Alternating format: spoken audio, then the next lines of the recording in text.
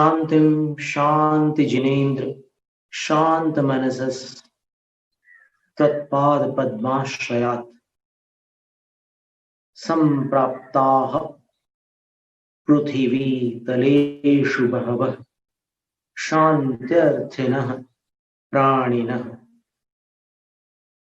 कारुण्यान्मम भाक्ति कस्य च विभो दृष्टिं प्रसन्नां कुरु तत्पादद्वयदैव तस्य गदतः शान्त्यष्टकं भक्तितः।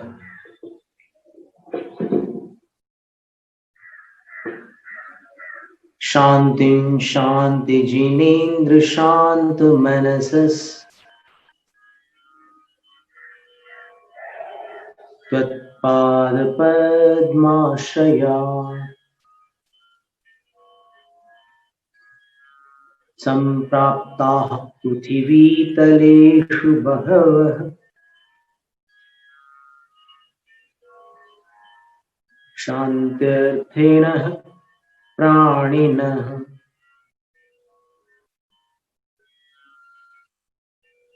कारुण्यान्मम भाक्ति कस्य च विभो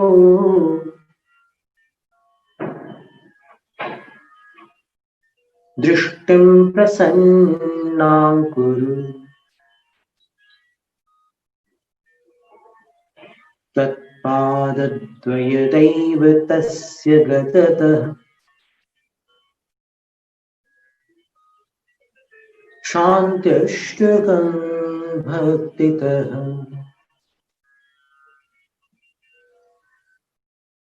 हम इसको लय में सुनाते लोग से।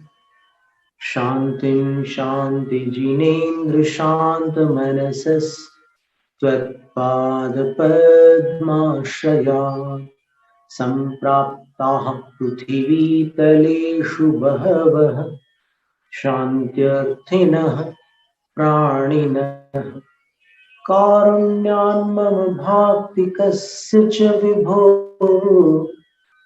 दृष्टिं प्रसन्नां कुरु तत्पादद्वयदैव तस्य गततः शान्त्यष्टकं भक्तितः। शांति जिनेन्द्र संबोधन। हे शांति जिनेन्द्र,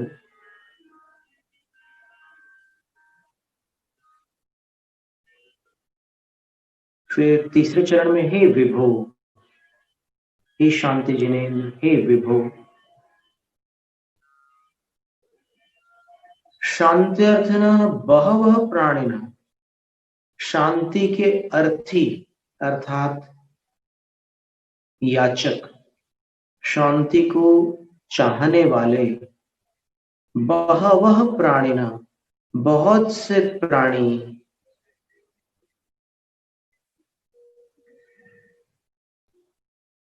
त्वत्पाद पद्माश्रयात् आपके चरण कमलों का आश्रय लेने के कारण शांत मनसः शांत मन वाले होते हुए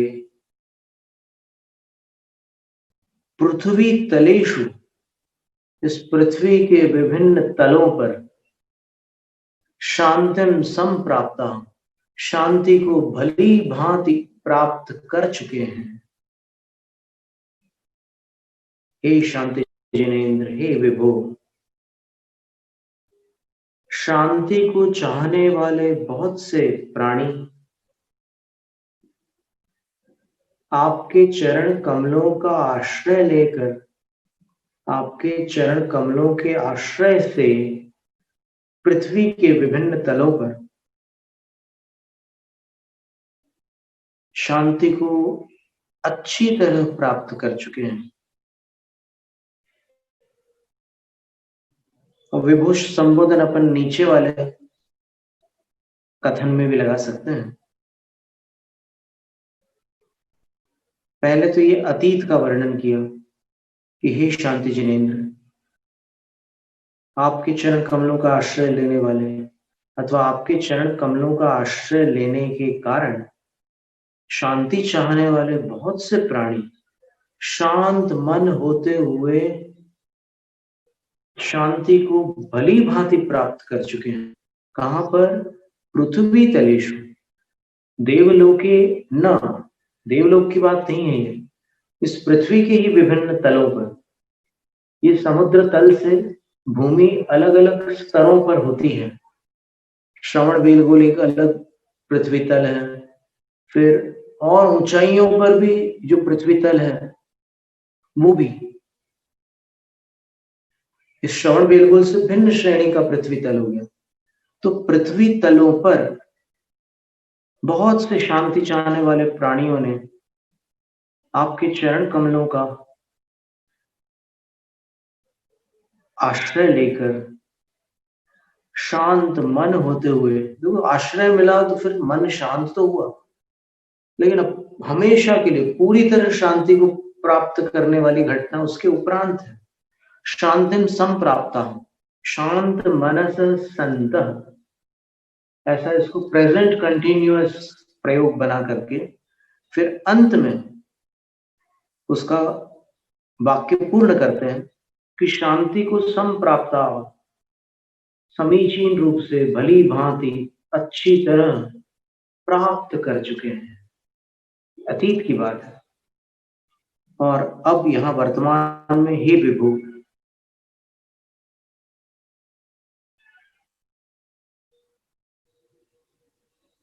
तत्पादद्वय दैवतस्य शांतिष्टकम भक्तितः गदत, आपके चरण युगल रूपी जो देवता है मेरे लिए, यानी आपकी तो बात छोड़ो, आपके दोनों चरण मेरे लिए आराध्य देवता है।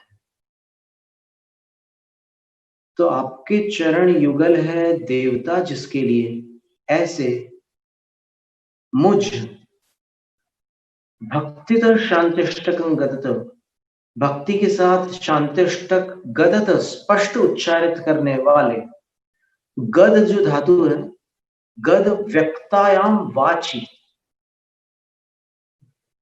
अभिव्यक्त रूप से वचनों के उच्चारण को गद कहते हैं। तो स्पष्ट उच्चारण के साथ शांतिष्टक पढ़ने वाले मम भक्तिकस्य, मुझ भक्त की, हे विभो, कारुण्यात, करुणा भाव के साथ या करुणा करके, करुणा से, दृष्टिम प्रसन्नाम को, दृष्टि को प्रसन्न कर दीजिए। दृष्टि शब्द के दो अर्थ होते हैं। दृष्टि का अर्थ श्रद्धा भी होता है, दृष्टि का अर्थ अपनी मान्यता भी होता है। मेरी दृष्टि में तुम अच्छे आदमी हो, मेरी दृष्टि में, तो वहां दृष्टि का अर्थ क्या हो गया? मेरे अभिमत में, मेरी मान्यता में, मेरी आस्था में, मेरी श्रद्धा में। तो यहाँ दोनों अर्थ घटित हो सकते हैं। शांतिनाथ भगवान से प्रार्थना कर रहे हैं आचार्य पूज्यपाद स्वामी कि आपके चरण युगल मेरे लिए तो देवता है, आराध्य है, और मैं भक्तितः शांतिष्टकं गदतः, भक्ति के कारण से शांतिष्टक का शुद्ध पाठ कर रहा हूं, स्पष्ट उच्चारण कर रहा हूं।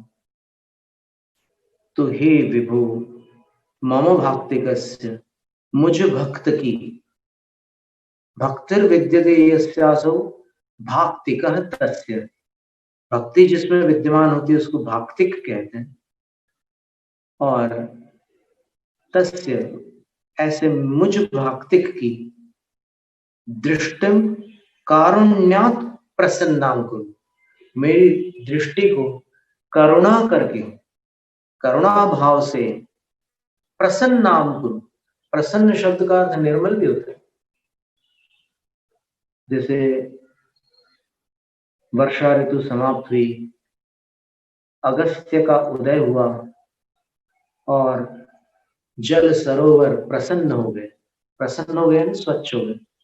जो मटमैलापन रहता है ना बरसात के समय, वो वर्षा ऋतु समाप्त होने पर शरद ऋतु में बिल्कुल जल निर्मल हो जाता है, स्वच्छ हो जाता है। तो दृष्टि प्रसन्नाम को, मेरी दृष्टि को निर्मल कर दीजिए। अभी मेरी दृष्टि संजात चक्षुस्ते मेरा व्याधिग्रस्त है, मेरी दृष्टि में कुछ, अब मुझे आंखों से कुछ दिख नहीं रहा है, तो आप मेरी दृष्टि को प्रसन्न कर दीजिए। मेरी दृष्टि तब प्रसन्न होगी जब आपके दर्शन मिलेंगे। अभी तो आपका स्पर्शन मिल रहा है मुझे, मेरे हाथ आपके चरणों को तो छू रहे हैं, लेकिन जब तक दर्शन नहीं मिलेंगे तो आंखें कैसे प्रसन्न हो सकती? तो मेरी दृष्टि को आप प्रसन्न कीजिए हे विभो। तो इस प्रकार की प्रार्थना करते समय, अब देखिए करुणा की बात आचार्य पूज्यपाद स्वामी ने लिखी है, तो क्या वीतराग भगवान भी करुणा करते हैं? प्रश्न तो उठेगा मन में। कल्याण मंदिर सूत्र में भी कुमुदचंद आचार्य देव ने पार्श्वनाथ भगवान की स्तुति करते हुए लिखा है, कारुण्य पुण्य वसते वशिनाम वरेण्य। पार्श्वनाथ भगवान कैसे हैं? तो आचार्य उनको पुकार रहे हैं कि हे पार्श्व प्रभु, आप तो करुणा के पवित्र आवास हो। तो हे करुणा के पवित्र आवास, पार्श्वनाथ भगवान से कह रहे हैं। तो ये एक बड़ा विचित्र विषय है कि क्या वीतराग प्रभु भी करुणा करते हैं? क्या उनके अंदर भी करुणा होती है? तो इसका क्या समाधान हो सकता है? क्योंकि पंचास्तिकाय ग्रंथ में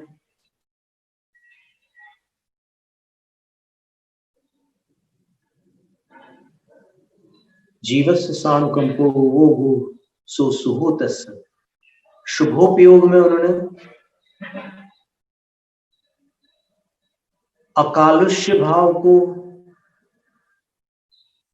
जीवों के प्रति करुणा भाव को और भक्ति आदि भावों को ग्रहण किया है शुभोपयोग में। तो शुभोपयोग जो होता है वह मंद कषाय के साथ होता है, तीव्र कषाय के साथ अशुभ उपयोग होता है। शुभोपयोग पुण्य संचय का कारण बनता है, अशुभ उपयोग पाप संचय का कारण बनता है। यद्यपि इसमें भी अनेकांत है, इसमें आचार्यों ने यह भी स्वीकार किया है कि शुभोपयोग कथनचित संवर निर्जरा में भी सहायक होता है। पर यहां तो जिनेंद्र भगवान की स्तुति हो रही है, तो जिनेंद्र भगवान के अंदर करुणा, अनुकंपा, दया कैसे हो सकती है? जिनेंद्र भगवान तो पूर्णतः वीतराग है, और उनकी वीतरागता तो मोहनीय कर्म के क्षय से प्रकट हुई है, क्षायिक वीतरागता है। तो फिर मंद कषाय का तो प्रश्न ही नहीं उठता। जो शुभोपयोग में बताया कि मंद कषाय से जो जीवों के प्रति करुणा भाव होता है, अनुकंपा होती है, दया होती है,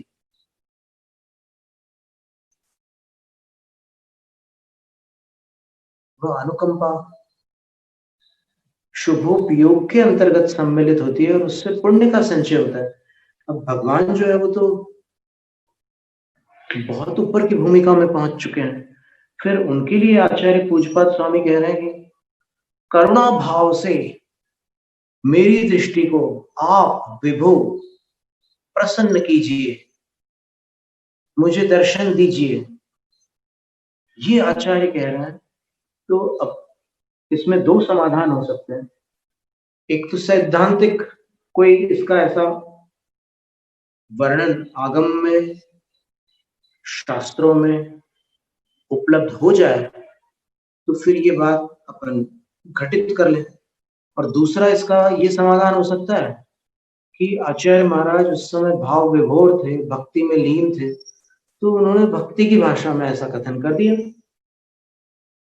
भक्ति में कभी-कभी कुछ बातें ऐसी आ जाती है जो वास्तव में संभव ही नहीं है। ऐसी बातें आ जाती है स्तुति के वचनों में। तो हो सकता है ये स्तुति वचन हो।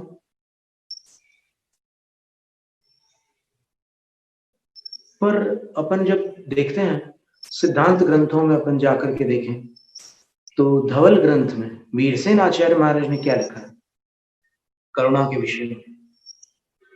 क्योंकि धवला ग्रंथ जो है वो 148 कर्म प्रकृतियों का वर्णन करने वाला ग्रंथ है। महाकर्म प्रकृति प्रावृत्त से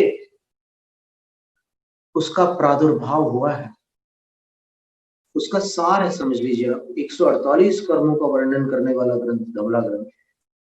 और धवला ग्रंथ जो है इतना विशाल है, उसमें लगभग 70 से 72 हजार श्लोक है। वो गद्यात्मक और पद्यात्मक सब मिला करके 70 से 72 हजार ग्रंथ प्रमाण वह टीका है। और इसको अगर आप 32 से गुणित कर दें तो अक्षरों की संख्या प्राप्त हो जाएगी।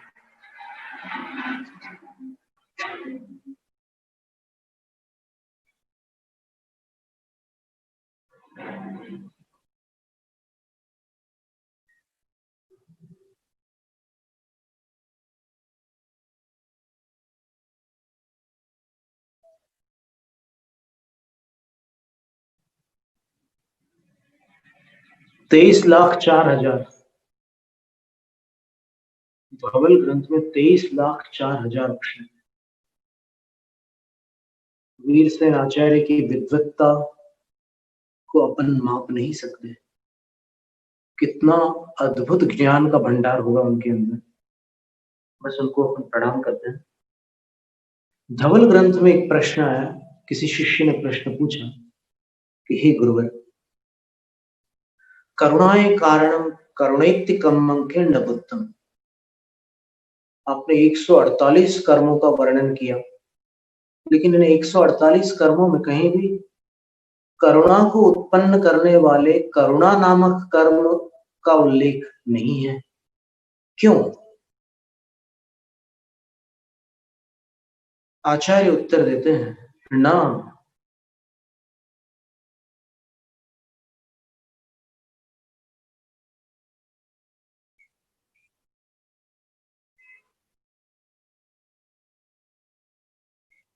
करुणाए जीव सहावत्ता दो। इससे करुणाए जीव सहावत्ता दो तम्मा सहावस कम्म जनिदत्त विरोहादो। आचार्य महाराज ने क्या उत्तर दिया कि नहीं, करुणा को 148 कर्म प्रकृतियों में जिनेन्द्र देव ने नहीं परिगणित किया। कारण कारण ये था कि करुणा आत्मा का स्वभाव है और स्वभाव की उत्पत्ति कर्मों से नहीं हो सकती।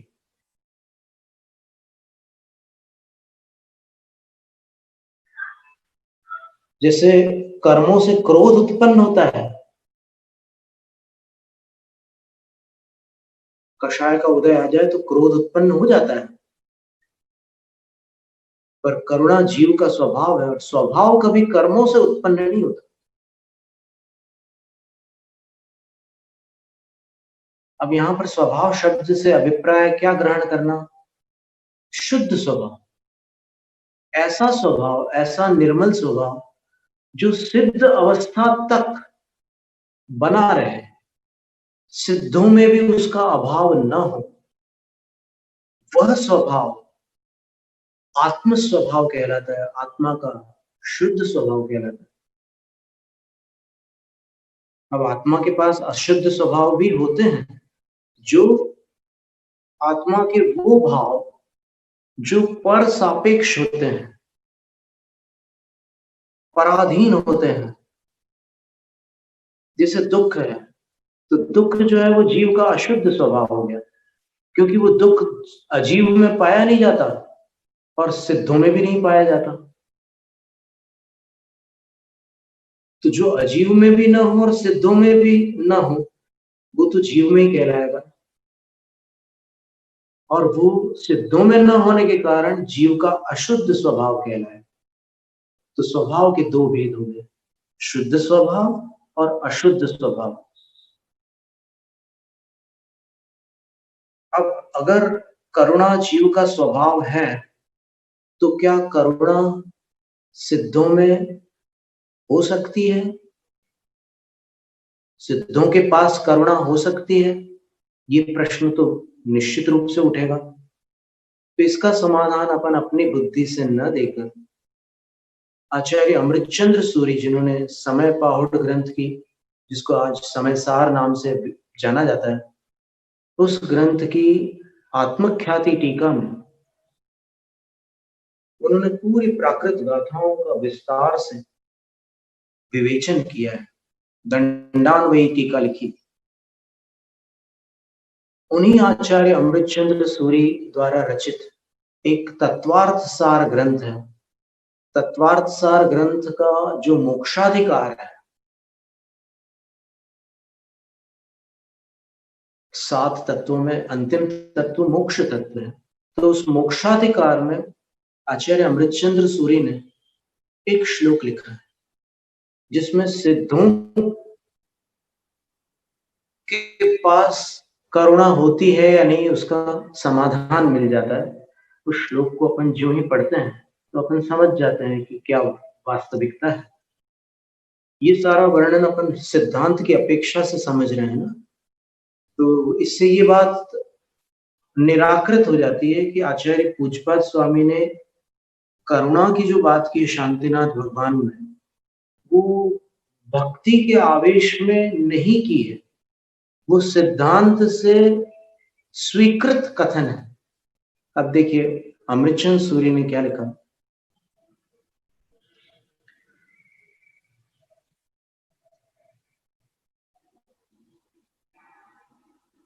जानतः पश्यतश्चोर्ध्वं जगत कारुण्यतः पुनः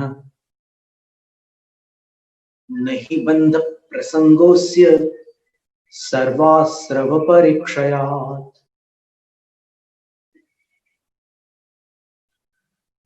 अस्य सिद्ध परमेष्ठिनः, ये जो सिद्ध परमेष्ठी हैं, ये ऊर्ध्वम, वहां ऊपर विराजमान होने के उपरांत अर्थात सिद्धालय में अवस्थित होकर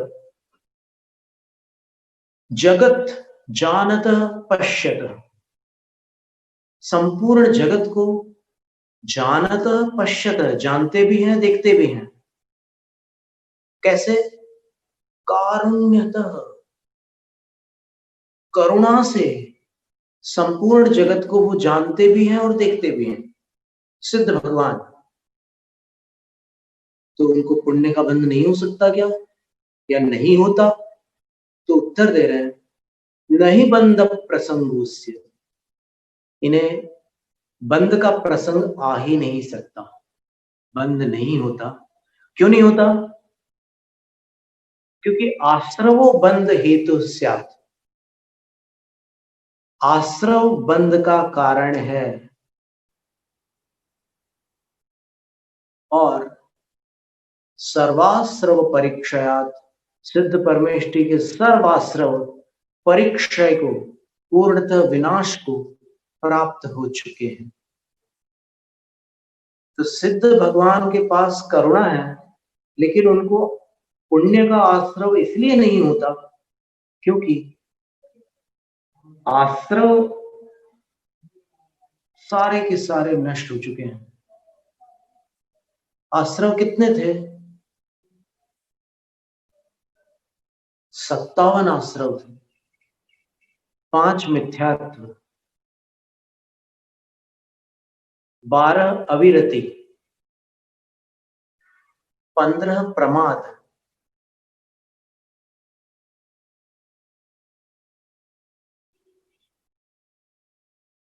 कितने हुए?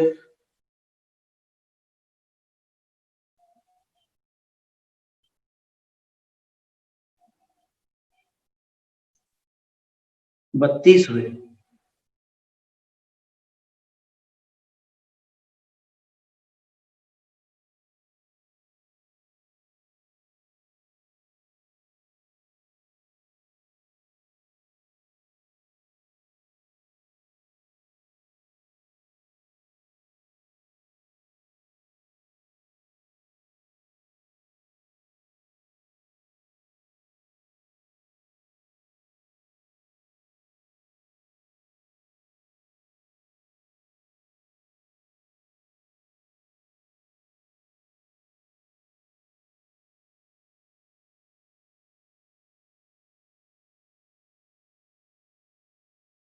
अनमिथ्यात्व योग बंधन। वो एक पंक्ति भी आती है कविता, द्वादश अविरत जानो, पंचर 20 कषाय मिले सब 57 मान। ऐसे 57 भी होते हैं।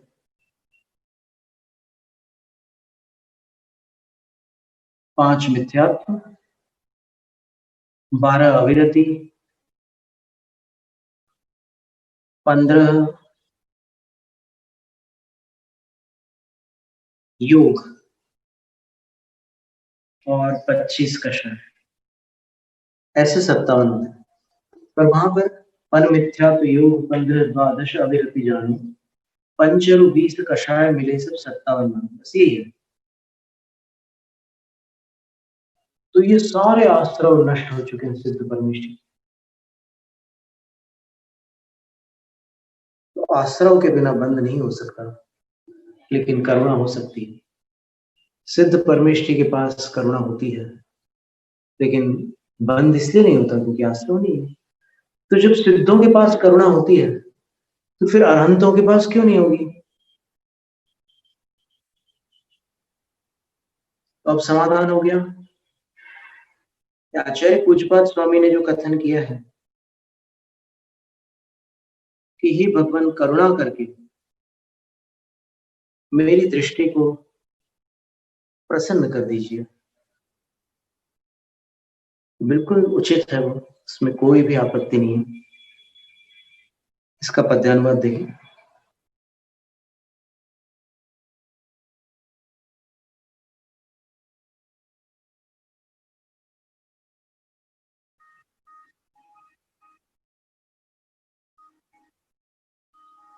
शांति जिनेन्द्र शांति अभिलाषी, शांत मना प्राणी भारी, हुए आपकी चरण शरण से परम शांति के अधिकारी।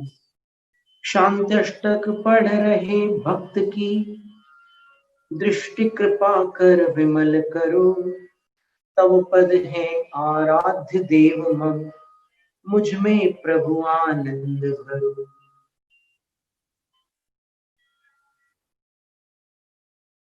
जब आचार्य वर्धमान सागर महाराज श्री, मुनि वर्धमान सागर महाराज श्री युवावस्था में उनकी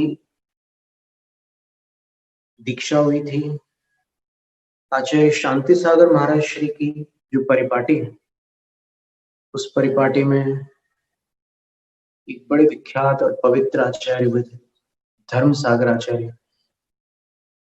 अब उनके विषय में हम इसलिए ये विश्वास पूर्वक कथन कर रहे हैं, भले ही हमने उनके दर्शन नहीं किए, लेकिन सन 1987 की एक घटना है, जब उनकी संलेखना हुई थी, तब एक घटना हुई थी। उससे हम विश्वास पूर्वक कहते हैं कि वो अत्यंत पवित्र आत्मा थे।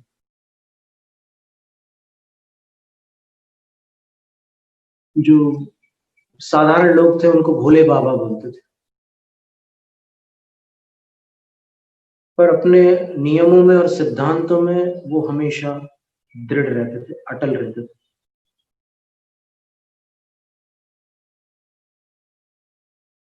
उनके गुरु आचार्य वीर सागर महाराज श्री थे, दीक्षा गुरु, और उनके गुरु भाई आचार्य शिव सागर महाराज थे। तो आचार्य वीर सागर महाराज श्री का आचार्य पद आचार्य शिव सागर महाराज श्री को प्राप्त हुआ था, और आचार्य शिव सागर महाराज श्री का आचार्य पद धर्म सागर महाराज श्री को प्राप्त हुआ था। आचार्य शिव सागर महाराज श्री की जो उनका जो समाधि मरण हुआ, वो एक लंबी प्रक्रिया जो होती है संलेखना की, जिसमें क्रमशः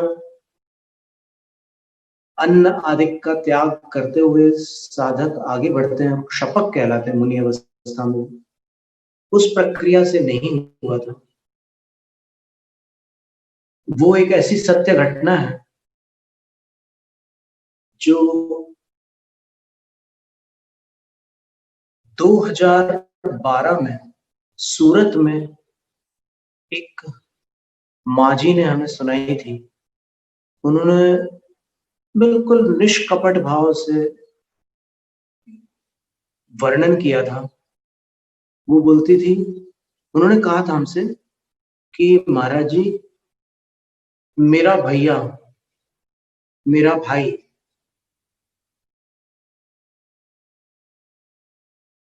आचार्य महाराज के साथ में ही खड़ा हुआ था और आचार्य महाराज प्रतिष्ठापना समिति के लिए गए हुए थे और वहां से लौटकर अपने पैरों को कमंडल की धार से स्वच्छ करके कायोत्सर्ग में अवस्थित थे और कायोत्सर्ग में खड़े खड़े ही बस वो शून्य हो गए, उनकी आयु पूर्ण हो गई। तो उनको फिर इन्होंने संभाला, उनके शरीर को देखा कि निष्प्राण है शरीर, और फिर अंतिम संस्कार आदि की विधियां हुई। अंत्येष्टि की जो विधि होती है एक साधु की,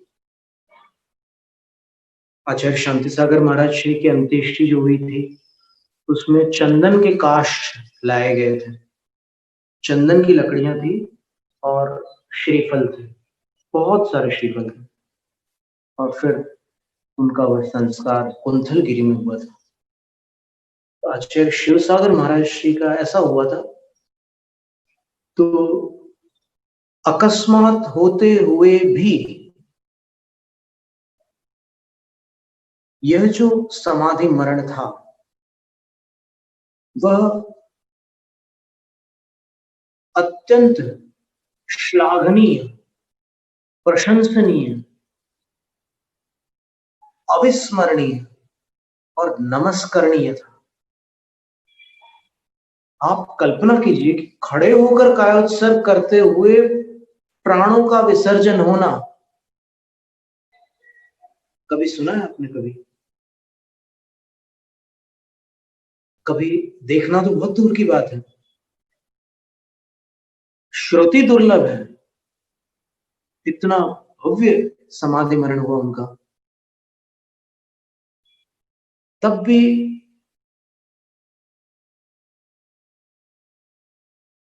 जिनका हृदय शंकालु होता है उनको गुरुजनों की महानता पर संदेह बन जाता है। खैर ठीक है, उनकी अपन क्या चर्चा करें, अपन तो इतने महान आचार्य का स्मरण कर रहे हैं तो उनको नमस्कार करते हैं। उनके भव्य समाधि मरण को बारंबार नमस्कार करते हैं, बल्कि अर्घ्य चढ़ाने योग्य है। आचार्य शिव सागर महाराज श्री की ऐसी संलिखना, ऐसा समाधि मरण हुआ उनका।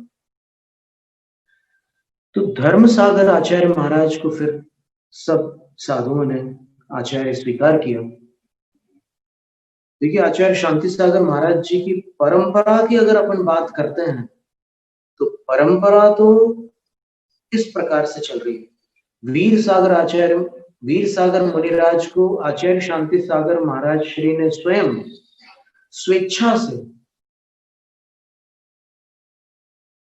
अपना संग भार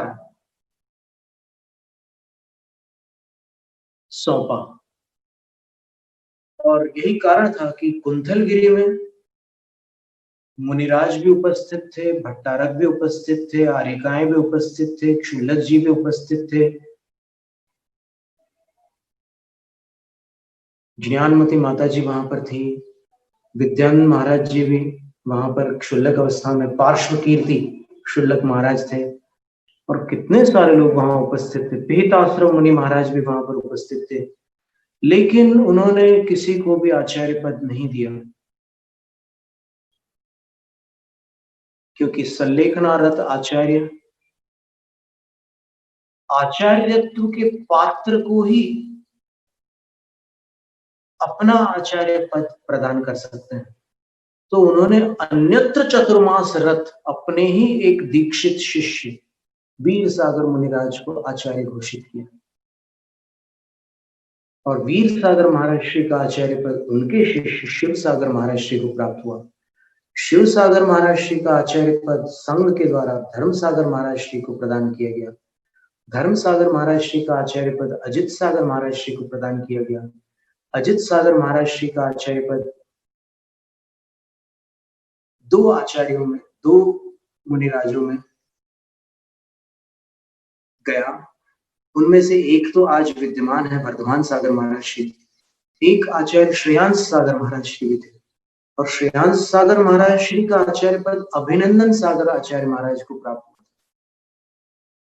अभिनंदन सागर महाराज श्री का आचार्य पद अभी अनेकांत सागर महाराज श्री के पास। इस तरह ये चल रहा है, ठीक है, कोई बात नहीं। तो ये परंपरा थी। तो उसमें हुआ ये कि जब वर्धमान सागर मुनि महाराज युवा मुनिराज थे, तब जयपुर में जो नसिया जी हैं, वहां पर आचार्य धर्मसागर महाराज श्री का संग विराजमान था। और पता नहीं क्या हुआ कि आचार्य वर्धमान सागर महाराज जो उस समय मुनि थे, उनकी नेत्र ज्योति विलुप्त हो गई, उनको दिखना बंद हो गया। और ये चर्चा आचार्य महाराज तक पहुंची। आचार्य महाराज थोड़े मारवाड़ी भाषी थे, राजस्थानी में बात करते थे कभी। तो उन्होंने बातचीत की, पता चला कि बिल्कुल सही में आंखों से कुछ भी नहीं दिख रहा, कुछ भी नहीं। तो आचार्य ने संघ से कहा कि नमोकार मंत्र की आराधना करेंगे, सारे साधु नमोकार मंत्र करते रहेंगे।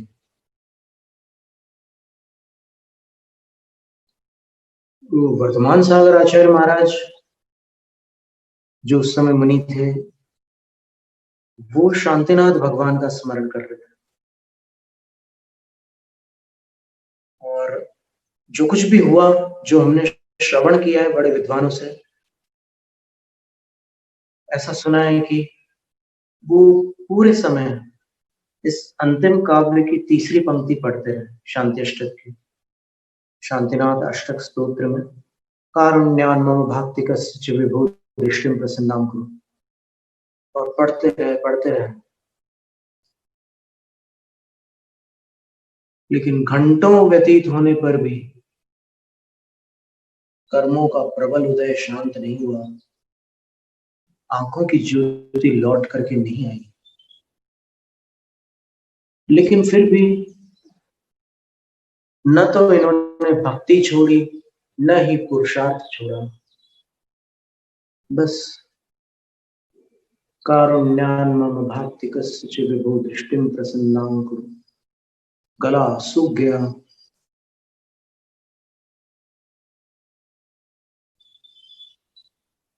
क्षुधा तृषा के साथ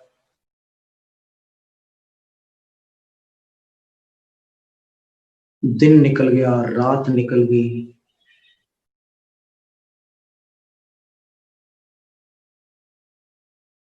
अंततः जब 48 घंटे पूर्ण हुए, कोई कहते हैं कि 48 से भी अधिक समय, अधिक घंटे निकल गए थे, कोई 2 दिन के बताते हैं, कोई 3 दिन बताते हैं। तो उतना समय जब निकल गया, तब अकस्मात वो बोलते हैं कि मुझे सब कुछ दिख रहा है। सारा संघ इस घटना से संतुष्ट हुआ कि देखो, पूज्यपाद आचार्य महाराज के साथ जो हुआ वो सुनते थे, लेकिन अब ऐसा लगता है कि जो आंखों के सामने दिख रहा है वो वहां पर 8 काव्य पढ़ने पर हो गया था, यहाँ पर समय अधिक लगा, क्योंकि वो तो मूल रचनाकार थे, उनके तो अंदर से निकली हुई स्तुति थी। यहाँ तो अपन उनकी वाणी को दोहरा रहे हैं, पर प्रभाव तो बराबर है उसका भी। ऐसी कितनी ही घटनाएं और भी हैं। पुणे में हमने शांतिष्ठक स्तोत्र पर व्याख्यान किया था, तो एक प्रिंसिपल मैडम थी, जैन थी, वो श्रवण करती थी, उसकी रिकॉर्डिंग भी की किसी ने, वो घर ले गए। उनके जो पतिदेव थे वो नहीं सुन पाते थे, वो ट्रस्टी थे, संभवतः उपाध्यक्ष रहे होंगे उस समय, पाटिल, SN पाटिल ऐसा कुछ नाम था। वो उसी कुटुंब के थे। आचार्य शांति सागर महाराज जी भी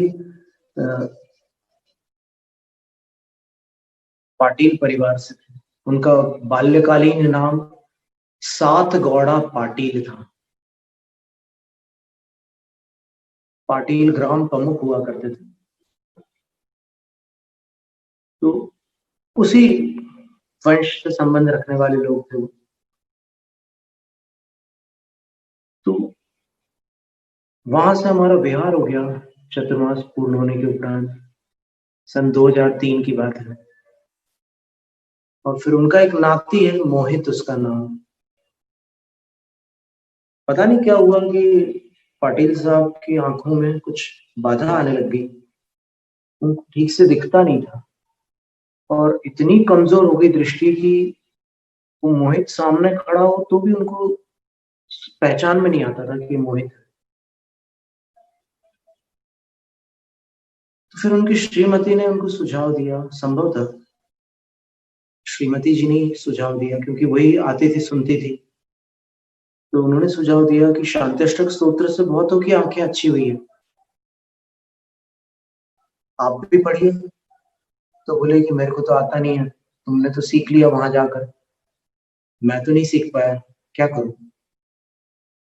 तो फिर उन्होंने, उस टाइम कैसेट चलती थी, रिकॉर्डिंग होती थी, तो वो कैसेट्स उनको दे दी, टेप रिकॉर्डर रख दिया उनके कक्ष में।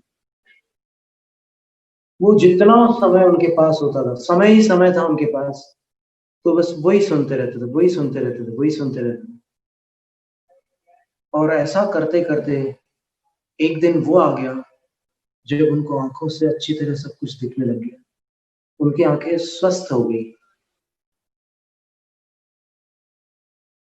इसी तरह पुणे में एक मंजू बहन ठक्कर है जो शांतिष्टक के प्रभाव से कहती है कि मेरा चश्मा उतर गया, ऐसा कहती है। इसी तरह दमोह में एक सज्जन थे, कुंडलपुर के पास दमोह है ना, उनको बहुत मोटा चश्मा लगता था। फिर डॉक्टर ने बोला कि अब इससे अधिक नंबर का चश्मा हम लोग बना नहीं सकते, बनवा नहीं सकते, तो अब तो आपकी आंखें बिल्कुल अब हमारे बस में नहीं है कुछ भी। उनको संयोग से मंडोला वाले तिलक विज्ञान सागर महाराज जी ने परामर्श दिया कि तुम शांतिष्टक का पाठ करने लगो। तो उन्होंने प्रारंभ कर दिया शांतिष्टक का पाठ, और पाठ करते करते चश्मे के नंबर कम होने लगे, कम होने लगे, और आंखों से अच्छे से दिखने लग गया। तो अब क्या है कि उनके अंदर इतनी भक्ति वृद्धिंगत हो गई। अभी वर्तमान समाचार तो हमारे पास नहीं है, लेकिन जब समाचार मिले थे तब ये मिले थे कि वो प्रतिदिन जिनालय में जाकर के भगवान की पूजा अर्चना करते हैं और श्रीफल अवश्य चढ़ाते हैं। ये उनका नियम है, प्रतिदिन वो श्रीफल चढ़ाते हैं। तो ऐसी अनेक घटनाएं हुई है शांतिष्टक स्तोत्र से संबंध रखने वाली। और अपन बस आज इस स्तोत्र का 8 काव्यों का अर्थ संपन्न करके, अष्टांगिका के 8 दिन अगर इसका प्रतिदिन 8-8 बार पाठ किया जाए तब भी एक विशेष इससे अपने को पुण्य लाभ होता है और सम्यक दृष्टि जीवों को साथ में निर्जरा भी होती है कर्मों की, गुणश्रेणी निर्जरा हो जाती है। धवला की 10वीं पुस्तक में लिखा है।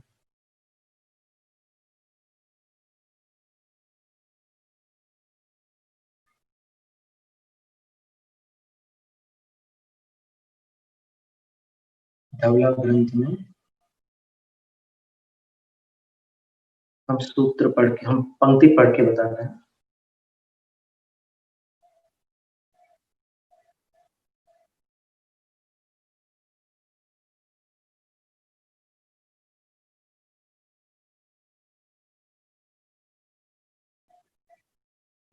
धवला पुस्तक की के 10वें भाग में वेयण महा ही आर्य वेयण दव्य विहाणे सामित्तम, वेदना नाम का जो महाधिकार है उसमें वेदन द्रव्य का विधान करने का जो प्रकरण है उसमें स्वामित्व का वर्णन।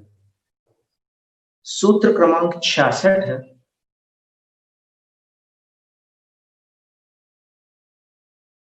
खंड चतुर्थ है, षटखंड आगम का चौथा खंड, वेदना खंड उसका नाम।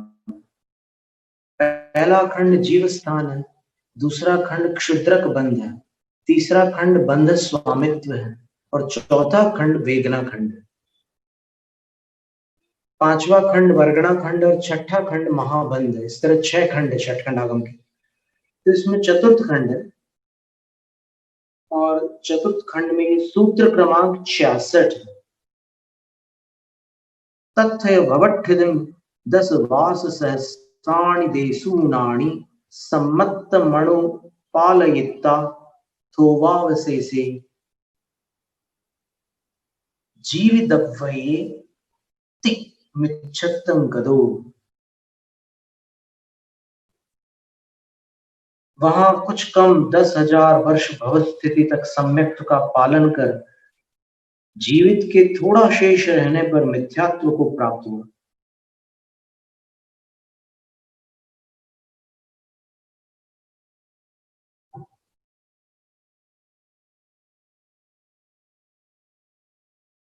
ठीक है, ये सैद्धांतिक वर्णन है, लेकिन जो मुख्य बात है वो हम आपको बताना चाह रहे हैं।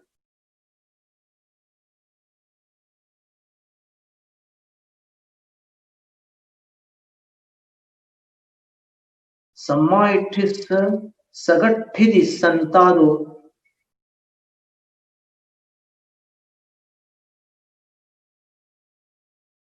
था मानस थोगठिदिसु ठिद कम्म पदेशाणम बहुआणम निज्जरोलम भादो। जिन पूजा वंदन नमन स्नेहिय बहु कम्म पदेश निज्जरोलम भादो च। देखो, सम्यक के प्रभाव से कर्मों की निर्जरा हो रही है और सम्यक दृष्टि कुछ ऐसी प्रवृत्तियां हैं जो छोड़ नहीं पाता। जैसे वो जब जिनेंद्र भगवान की पूजा करता है, जैसे भ्रमर है वो कमलों के निकट गए बिना रह नहीं सकता, वो नियम से कमलों के पास जाता है भ्रमर। उसी प्रकार जो जिन भक्त है, सम्यक दृष्टि है, वो जिनेंद्र भगवान की पूजा का जब उसको अवसर मिलता है तब अवश्य करता है। वंदना भी करता है, तीर्थों की वंदना करता है, जिनालयों की, जिन बिंबों की वंदना करता है। नमन सणी, नमस्कार तो करता ही रहता है, नमो अनंताणम नमो सिद्धाणम करता ही रहता है। तो इन सब प्रवृत्तियों के द्वारा बहु कम पदेश निच्चरोगलम भादोच, इनके कारण भी बहुत सारे कर्म परमाणुओं की निर्जरा को वह प्राप्त होता है। यानी आप विचार कीजिए कि एक सामान्य धारणा यह है कि जिनेंद्र भगवान की पूजा वंदना नमस्कार आदि जो भी शुभोपयोग की क्रियाएं हैं उनसे पुण्य का संचय होता है। सम्यक दृष्टि जीव निष्काम भक्ति करता है, सातिशय पुण्य का उसको बंध होता है। लेकिन यहाँ पर सिद्धांत ग्रंथ धवल ग्रंथ की 10वीं पुस्तक में आचार्य वीरसेन स्वामी कह रहे हैं कि इन क्रियाओं से बहुत सारे कर्म परमाणुओं की निर्जरा भी प्राप्त होती है। पाप का संवर हो रहा है, बंधे हुए पाप की निर्जरा हो रही है और नवीन पुण्य का संचय भी हो रहा है। पुण्यानुबंधी पुण्य जो उदय में आकर आपको और ऊपर ले जाएगा, आपको व्यसनी नहीं बनने देगा, ऐसा पुण्य। तो जिनेंद्र भगवान की भक्ति से पुण्य का भी अर्जन होता है। और अब कोई कहे कि नहीं, आचार्य कुंदकुंद स्वामी ने तो शुभोपयोग भक्ति आदि की क्रियाओं से कर्म पुण्य कर्म का बंध माना है। तो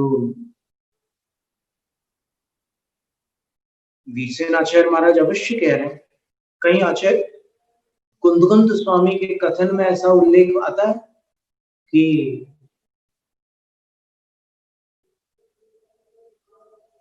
भक्ति से भी संसार कटता हो? तो इसका उत्तर है अष्टपाहुड़ ग्रंथ की एक गाथा में, उसको अपन देखते हैं क्योंकि वो आचार्य कुंदकुंद स्वामी के वचन हैं।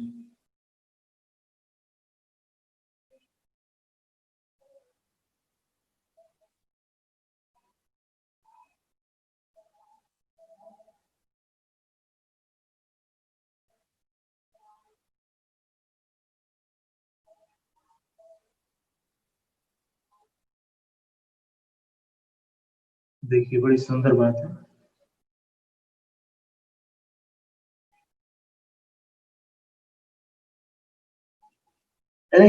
अभिप्राय ये है बताने का कि ये जो शुभोपयोग है ये मात्र पुण्य संचय में सहायक नहीं है, ये कर्मों की निर्जरा में भी सहायक है। तो सम्यक दृष्टि का होना जरूरी है। देखिए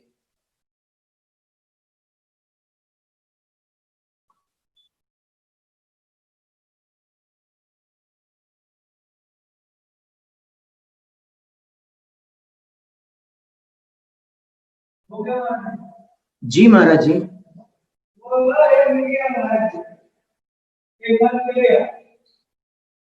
वो ये थैलियां मेरे पास बहुत पड़ी है और ये ऐसी रखी हुआ है जी, हाँ कैसे पता लगेगा? अच्छा अच्छा, और ये ताश रात को दाबी थी जी, ताश से लगा दिया, ताश से लोग मत गए जी, तो फिर नहीं हुआ जी, लेकिन ये चमकी नहीं है, सब गई। अब तो अष्टपावड़ की गाथा हमें कंठस्थ है, लेकिन हम आपको गाथा का क्रमांक बताना चाह रहे थे ताकि आप भी देख सकें।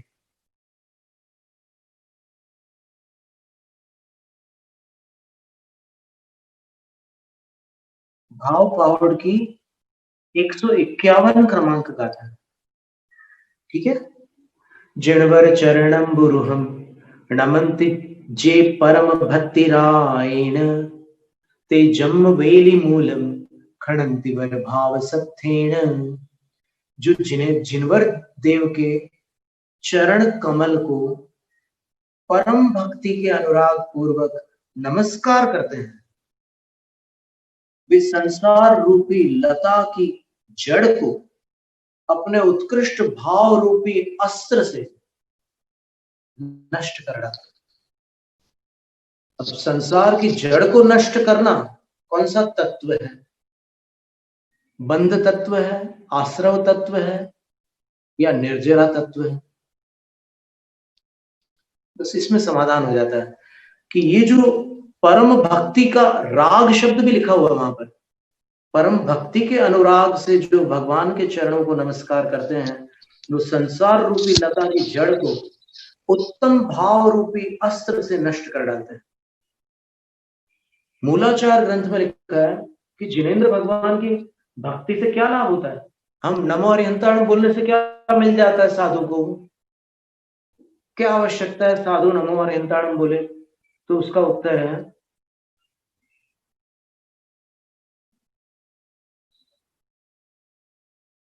भक्ति ये जिणवराणम खीयदिजं पुव्व संचयं कम्मम आयरीय पसायेनय विद्यामन्ताय सिद्ध्यन्ति। क्या अद्भुत बात लिखी है।